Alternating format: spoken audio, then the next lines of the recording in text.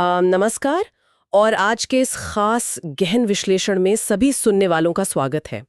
आज हम एक ऐसे विषय की गहराई में जाने वाले हैं जो हमारे काम करने के तरीके, हमारी पूरी शिक्षा और कह सकते हैं कि करियर की पूरी बुनियाद को ही हिलाकर रख देने वाला है। बिल्कुल। और ये एक ऐसा विषय है जो आज के समय में हर उस इंसान के लिए बहुत जरूरी है जो अपने भविष्य की योजना बना रहा है या फिर अगली पीढ़ी का मार्गदर्शन कर रहा है। हाँ, क्योंकि देखिए, बचपन से लेकर आज तक हमारे आसपास हर तरफ एक ही बात गूंजती रही है कि भाई पढ़ाई करो, कोई अच्छी सी डिग्री लो और फिर किसी एयर कंडीशन्ड ऑफिस में कंप्यूटर के सामने बैठकर अपनी लाइफ सेट कर लो। सही कहा, वो डेस्क जॉब वाला सपना। हाँ, वही। लेकिन क्या कंप्यूटर स्क्रीन के पीछे बैठकर काम करने का वो जो सुरक्षित युग था, क्या वो अब हमेशा के लिए खत्म हो रहा है?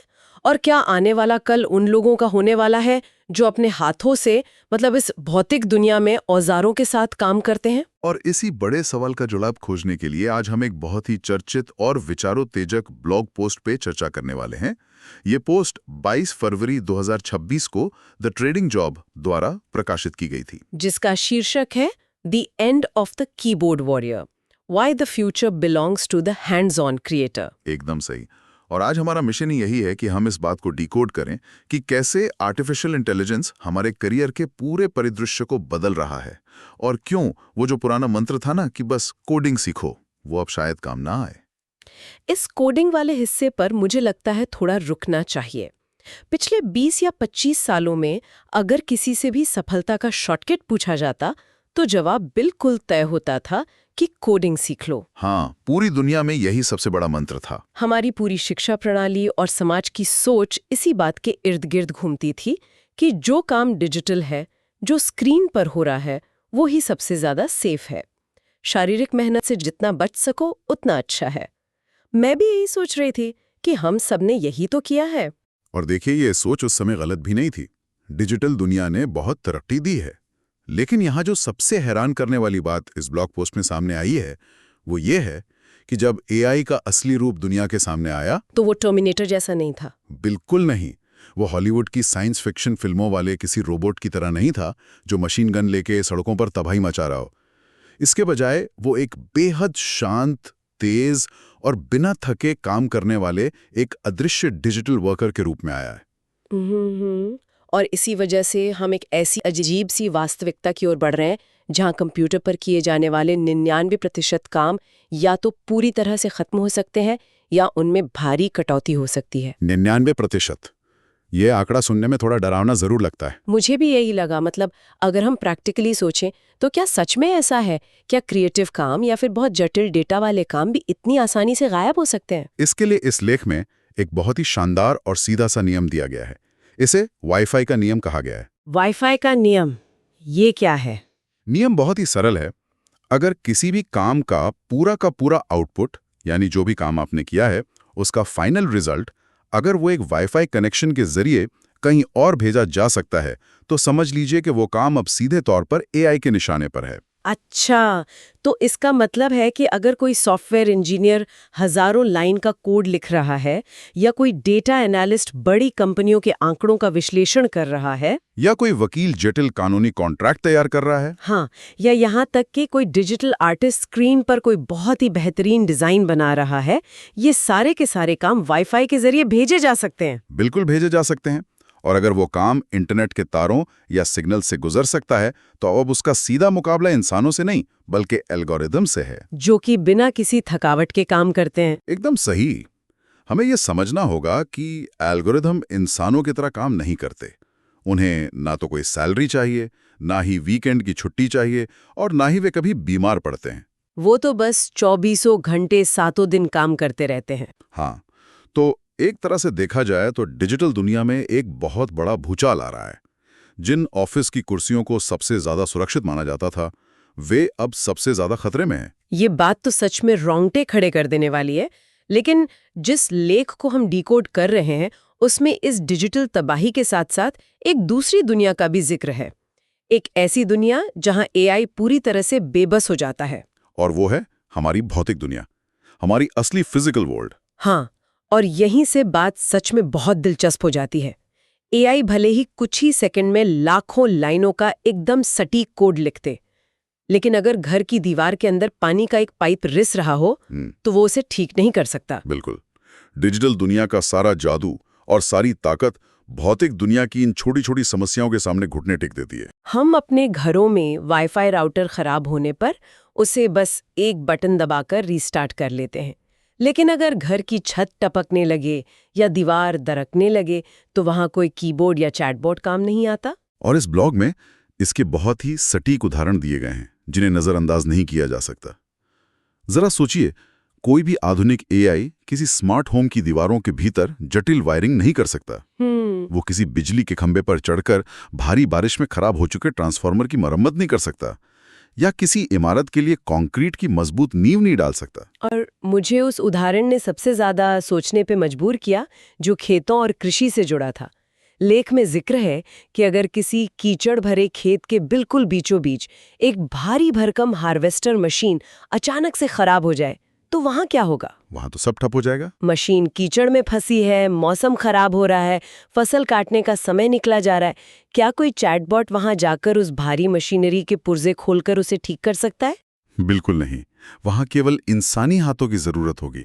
उस कीचड़ में उतरने, मशीन की खराबी को अपनी आंखों से देखने, अपने हाथों से उसे महसूस करने और तुरंत समस्या को सुलझाने की जो क्षमता इंसानों में है, वो किसी सॉफ्टवेयर में नहीं है। हाँ, क्योंकि ऐसे हालात कोई डेटा सेट तो है नहीं जिन्हें सर्वर पर अपलोड करके ठीक कर लिया जाए। एकदम सटीक बात कही आपने। तो इसका सीधा सा अर्थ है कि भौतिक दुनिया में काम करने वाले लोगों का महत्व अब पहले से कहीं ज्यादा बढ़ने वाला है। तो अगर हम भविष्य के सबसे सफल क्षेत्रों की बात करें जहां इंसान एआई को पीछे छोड़ देंगे, तो वे कौन से होंगे? लेख में इस बारे में क्या कहा गया है? लेख मुख्य रूप से 3 बड़े क्षेत्रों का विश्लेषण करता है। पहला है मैकेनिकल और इलेक्ट्रॉनिक्स। हम अक्सर कहते हैं कि दुनिया ऑटोमेटेड हो रही है, हर जगह मशीनें आ रही हैं। हाँ, हर काम के लिए मशीन बन रही है। लेकिन उन मशीनों को बनाता कौन है? उन्हें फैक्ट्री में कौन लगाता है? और जब वे टूटती हैं तो उनकी मरम्मत कौन करता है? मशीनें खुद तो अपनी मरम्मत कर नहीं सकती। तो दुनिया जितनी ज्यादा स्वचालित होगी, उन मशीनों को चलाने के लिए इंसानी हाथों की उतनी ही ज्यादा जरूरत पड़ेगी। ये तो बहुत तार्किक है। और दूसरा क्षेत्र जो मुझे अहम लगा वो है इलेक्ट्रिकल और सिविल। आज पूरी दुनिया जलवायु परिवर्तन से लड़ रही है और ग्रीन एनर्जी की तरफ तेजी से कदम बढ़ा रही है। हाँ, और ये बदलाव कोई छोटा मोटा नहीं है। पूरी दुनिया के इंफ्रास्ट्रक्चर को अपग्रेड करना होगा। लाखों नए सोलर पैनल छतों पर लगाने होंगे, विशाल पवन चक्कियां खड़ी करनी होंगी, पावर ग्रिड बदलने होंगे। और ये सारे काम धूप में, बारिश में, ऊंचाई पर और जमीन के नीचे होते हैं। बिल्कुल। जैसा कि स्रोत में स्पष्ट रूप से कहा गया है, कंक्रीट डालना या हाई वोल्टेज तारों को जोड़ना ऐसा काम नहीं है जिसे किसी एआई को आउटसोर्स किया जा सके। क्षेत्र है कृषि। ये एक ऐसी सच्चाई है जिसे हम अपनी इस स्क्रीन वाली दुनिया में अक्सर भूल जाते हैं कि खाना सर्वर पर नहीं, मिट्टी में उगता है। सही कहा। कृषि कोई ऐसा काम नहीं है जो सिर्फ थ्योरी से चले। हर खेत की मिट्टी अलग होती है, मौसम पल पल बदलता है। खेती में गहरी स्थानीय जानकारी और शारीरिक मेहनत लगती है जो किसी भी एआई के बस की बात नहीं है। पर यहाँ मेरे मन में एक सवाल आ रहा है। अगर हम इसे थोड़ा व्यापक नजरिए से देखें तो अक्सर रोबोटिक्स का जिक्र आता है। हम इंटरनेट पे वो वीडियो देखते हैं ना जिनमें रोबोट दौड़ रहे हैं, कलाबाजियां खा रहे हैं। बोस्टन डायनामिक्स वाले वीडियोस। हाँ, वही। तो क्या ये नहीं हो सकता कि आने वाले 10 या 15 सालों में रोबोट इतने सस्ते और समझदार हो जाएं कि वे ही खेतों में ट्रैक्टर सुधारने लगें या कंस्ट्रक्शन साइट पर काम करने लगें? यह एक बहुत ही अच्छा सवाल है। अक्सर लोग एआई और रोबोटिक्स को एक ही मान लेते हैं, लेकिन लेख इस अंतर को बहुत स्पष्ट करता है। एआई का विकास सॉफ्टवेयर में हो रहा है जो बहुत तेज है, लेकिन एक रोबोट को भौतिक दुनिया में उतारना पूरी तरह से अलग खेल है। क्योंकि भौतिक दुनिया तो बहुत अस्त-व्यस्त होती है। बिल्कुल। एक कंस्ट्रक्शन साइट को ही ले लीजिए। वहां ईंटें पड़ी हैं, तार लटक रहे हैं, मौसम बदल रहा है। या किसी खेत की बात करें जहां जमीन उबड़-खाबड़ है। ऐसी अप्रत्याशित जगहों पर बिना रुके काम कर सकने वाले रोबोट बनाना आज भी दशकों दूर है। और शायद बहुत महंगा भी है। बहुत ज्यादा महंगा है। एक इंसान कीचड़ में फिसलने पर तुरंत अपना संतुलन बना लेता है।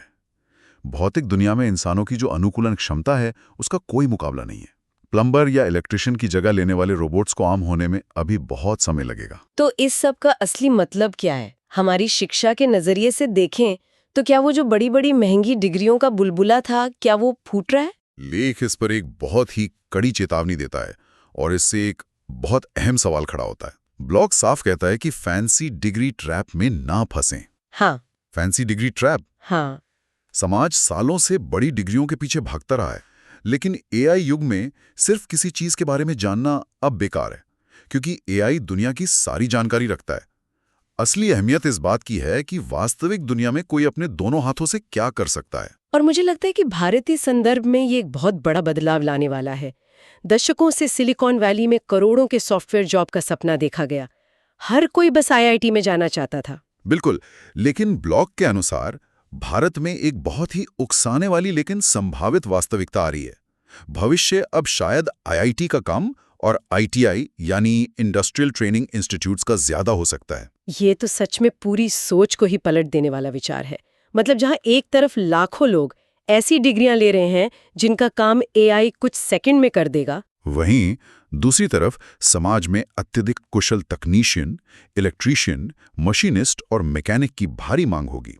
हाँ, क्योंकि चीजों को असल में बनाना तो इन्हीं को आता है। लेख में एक बहुत ही याद रखने योग्य बात कही गई है। आप एआई से एक बेहतरीन ब्लूप्रिंट डिजाइन करने के लिए कह सकते हैं, लेकिन उसे असल में बनाने के लिए आपको एक अत्यधिक कुशल इंसान को ही पैसे देने होंगे। क्या बात है! मतलब घर का नक्शा एआई बना देगा, लेकिन ईंटें जोड़ने के लिए तो उसी कुशल कारीगर की जरूरत पड़ेगी। बिल्कुल। और अगर हम चर्चा को समेटें तो लेख का निष्कर्ष स्पष्ट है। स्क्रीन युग अब ठहर सा गया है और भौतिक युग वापस लौट रहा है। भविष्य के कर्मचारी क्यूबिकल में कीबोर्ड नहीं चलाएंगे, बल्कि औजारों के साथ फील्ड में काम करेंगे। तो करियर के चुनाव में अब ये देखना ज्यादा जरूरी है कि चीजें कैसे बनती हैं, कैसे उगाई जाती हैं और कैसे ठीक की जाती हैं। ज्ञान का असली मूल्य तभी है जब उसे हाथों से लागू किया जा सके। एकदम सही। और इसी के साथ मैं एक नए और गहरे सवाल के साथ इस चर्चा का अंत करना चाहूंगा। ये मूल स्रोत में तो नहीं था, लेकिन हमारी आज की बातचीत से ही उपजा है। मैं सुनने के लिए बहुत उत्सुक हूँ, बताइए। अगर भविष्य में समाज में व्हाइट कॉलर डिजिटल वर्कर के बजाय हाथों से काम करने वाले ब्लू कॉलर कारीगरों और तकनीशियनों की मांग और कमाई सबसे ज्यादा हो जाती है, तो क्या इससे समाज में प्रतिष्ठा और अमीरी के पैमाने पूरी तरह पलट नहीं जाएंगे? ये तो सच में समाज की पूरी संरचना को हिला देगा। क्या हमारे शहर और हमारा समाज भविष्य के इन असली वीआईपी, हाथों से काम करने वाले क्रिएटर्स के लिए तैयार हैं, जहां एक इलेक्ट्रीशियन का रुतबा एक सॉफ्टवेयर इंजीनियर से ज्यादा हो? ये सवाल सच में बहुत कुछ सोचने पर मजबूर कर देता है। क्या हम इस बड़े सामाजिक उलटफेर को आसानी से स्वीकार कर पाएंगे? श्रोताओं को इस विचार पर खुद गहराई से सोचना चाहिए कि भविष्य में उनके हाथ क्या नई रचना करने वाले हैं। इसी उत्साहपूर्ण और विचारोत्तेजक सवाल के साथ हम आज के इस गहन विश्लेषण को यहीं विराम देते हैं। दुनिया के इस बदलते हुए स्वरूप को करीब से देखते रहिए।